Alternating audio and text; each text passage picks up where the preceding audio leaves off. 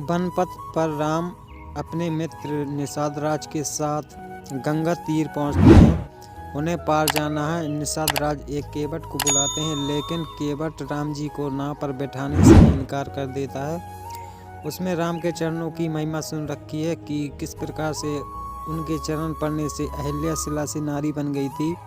केवट को भय है कि राम के चरण पड़ते ही उसकी नाव भी स्त्री बन जाएगी और उसकी आजीविका का साधन जाता रहेगा। वो राम से कहता है कि पहले वो उनके चरण अच्छे से धोएगा और फिर उस पानी को पीकर जाएगा कि उसने कोई जादू टोना तो नहीं है।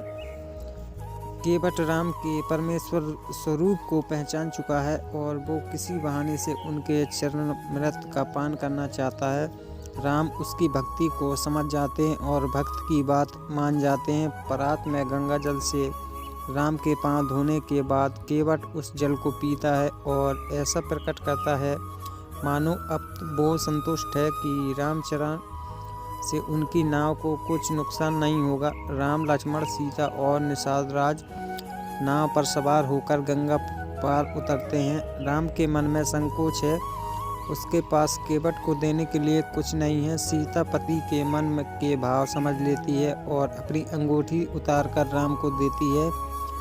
राम केवट को वो अंगूठी पार उतराई के रूप में देना चाहते हैं, लेकिन केवट भी बड़ा चतुर है। वो तो भगवान से इससे अधिक पाने की लालसा रखता है। वो मना करते हुए कहता है कि धोबी से धोबी धुलाई नहीं लेता और नाई से नाई बाल कटाई नहीं लेता।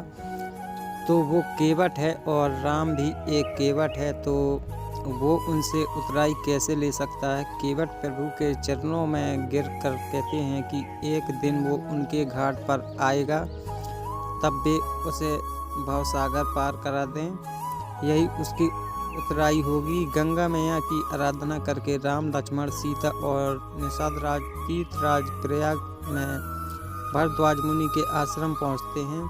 राम के वनवास से भरद्वाज मुनि व्यथित हैं। वे राम को अपने आश्रम रहने का आमंत्रण देते हैं। राम जानते हैं कि अयोध्या प्रयागराज के समीप है, अतएव अयोध्यावासी कभी भी वहां आ सकते हैं, इसलिए वे भरद्वाज मुनि से कोई अन्य एकांत स्थान पूछते हैं।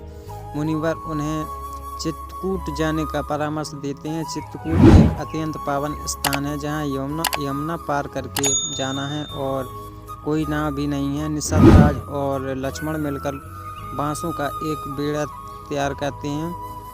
राम यहाँ से भारत के सामान प्रिय अपने मित्र निषाद राज को वापस भेज देते हैं। निषाद राज भारी मन से यह आदेश स्वीकार करते हैं। लक्ष्मण बेड़ों को यमुना पार ले जाने के लिए कहते हैं।